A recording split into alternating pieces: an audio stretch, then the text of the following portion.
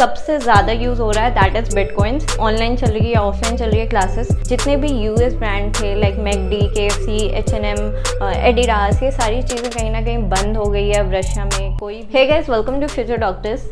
I am Prerna Mishra. So guys आज हम इन सारे टॉपिक्स के ऊपर बात करेंगे। सो गाइज मैक्सिमम लोगों का डाउट यही रहता है कि अभी रशिया जाना सेफ है कि नहीं, क्योंकि वॉर सिचुएशन चल रही है, तो क्या अभी वहाँ हालात ठीक है या नहीं।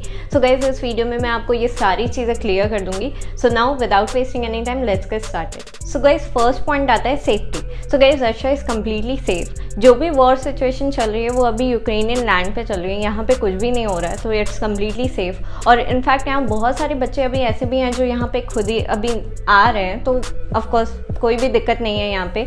और मैंने इस बारे में पहले भी वीडियो बनाया था, जब ये सिचुएशन एक्चुअली स्टार्ट हो रही थी तभी मैंने आपको सारी चीज़ें बताई थी यहाँ पे होते हुए कि यहाँ पे कोई भी दिक्कत नहीं है, सेम सिचुएशन है जैसे पहले चल रही थी। तो रशिया इज़ कम्प्लीटली सेफ। जो पहले सिचुएशन था वो अभी भी सेम ही सिचुएशन है, कोई नई चीज़, कोई दिक्कत नहीं आ रही। सो रशिया जितना पहले सेफ था अभी भी उतना ही सेफ है। सो गाइज अब सेकेंड पॉइंट आता है money problems after visa and master card ban.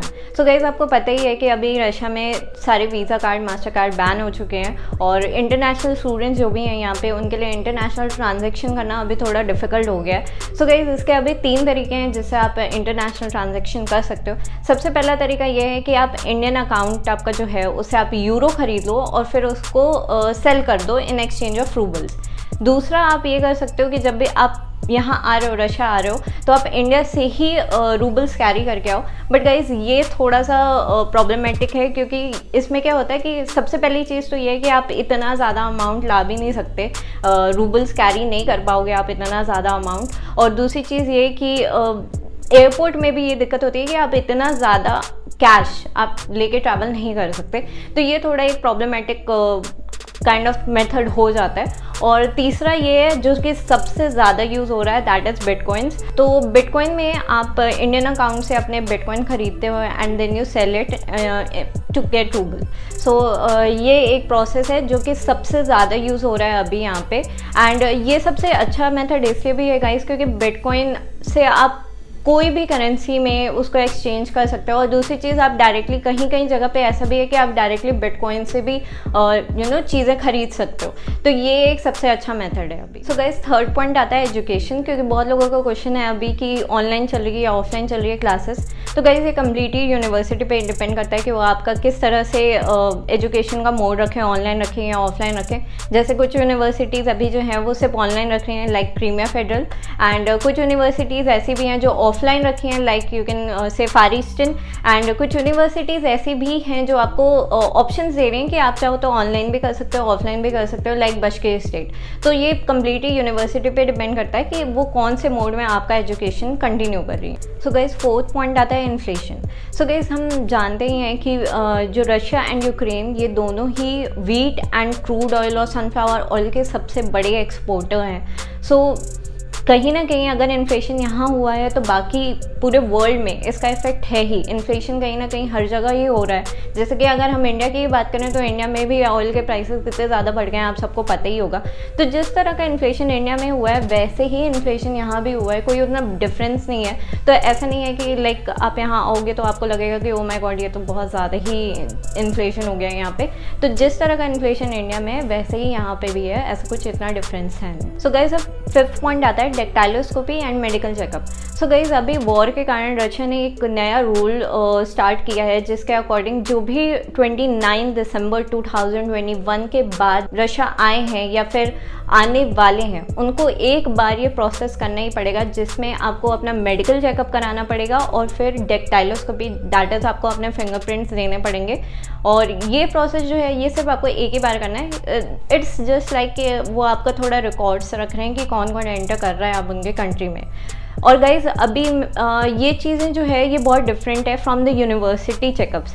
University जो है वो हर साल जब भी हम जाते हैं वहाँ पे वो हर साल हमारा मेडिकल चेकअप कराती है, वो एक अलग चीज़ है, वो यूनिवर्सिटी कराती है। एंड दिस वन जिसमें डेक्टाइलोस्कोपी है और मेडिकल चेकअप इंक्लूडेड है, ये जो प्रोसेस है ये अलग है। ये सेंट्रल जो गवर्नमेंट है रशिया की ये वो करा रही हैं, और जो कि हमको सिर्फ एक बार करना है। सो गाइज अब 6 पॉइंट आता है ड्यूरेशन ऑफ MBBS।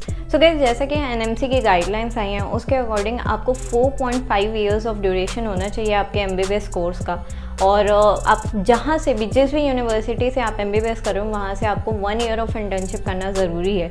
सो अगर हम रशिया की बात करें गाइस, तो ऑफकोर्स वहाँ पे जो 6 ईयर का ड्यूरेशन है उसमें पहले से ही जो 1 ईयर ऑफ इंटर्नशिप है वो इंक्लूडेड है।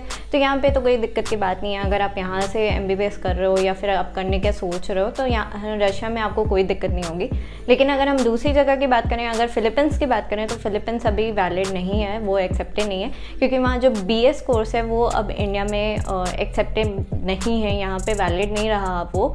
एंड मैं इस पर एक डेडिकेटेड वीडियो बना दूँगी, अगर आपको इसकी नीड होगी तो आप मुझे कॉमेंट करके बता सकते हो कि अगर आपको फिलीपींस पे एक पर्टिकुलर डेडिकेटेड वीडियो चाहिए तो आप मुझे कमेंट करके बताना, मैं इसमें वीडियो बना दूंगी।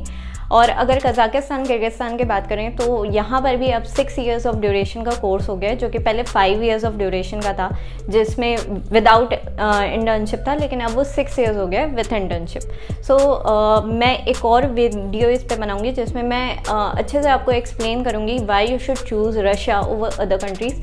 इस पे मैं ऑलरेडी एक वीडियो बना चुकी हूँ, बट मैं अभी इस पे एक काइंड ऑफ अपडेटेड वीडियो बनाऊंगी जिसमें आपको मैं सारी इन्फॉर्मेशन दूंगी कि क्या बेटर है और क्या दूसरी कंट्रीज से क्या बेटर है रशिया में। सो गाइज अब 7th पॉइंट आता है कि जितने भी US ब्रांड थे like McD, KFC, H&M, Adidas, ये सारी चीज़ें कहीं ना कहीं बंद हो गई है अब रशिया में। कोई भी आउटलेट्स इनके वर्क नहीं कर रहे, कहीं ना कहीं ऑनलाइन ये वर्क कर रहे हैं, बट इनके प्राइसेस बहुत ज़्यादा हैं।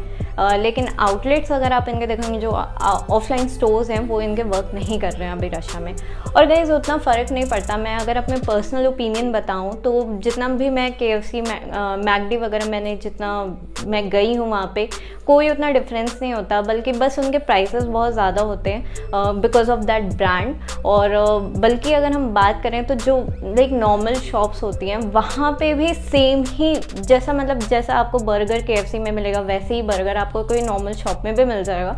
सो उतना कोई डिफरेंस नहीं होता। बस यही है कि एक ब्रांड का नाम लग जाता है कि हाँ KFC का बर्गर है, सो ऑफकोर्स वो उधर एक्सपेंसिव हो जाता है। बाकी अगर टेस्ट की बात करें तो दोनों ही जगह सेम है, तो इतना कोई फ़र्क नहीं पड़ता इन चीज़। So that's it for today video guys, and I hope कि मैं आपको किसी भी तरह से हेल्प कर पाई हूँ। मैं आपको सारी आपके जितने भी डाउट्स हैं मैं क्लियर कर पाई हूँ। अगर आपको फिर भी कोई डाउट है तो आप कॉमेंट करके मुझे पूछ सकते हो, या फिर आप मुझे इंस्टा पे DM कर सकते हो। And also guys please don't forget to like and subscribe my channel, and also do not forget to hit the bell icon below to get all the notifications of my channel. So see you in my next video. Bye bye.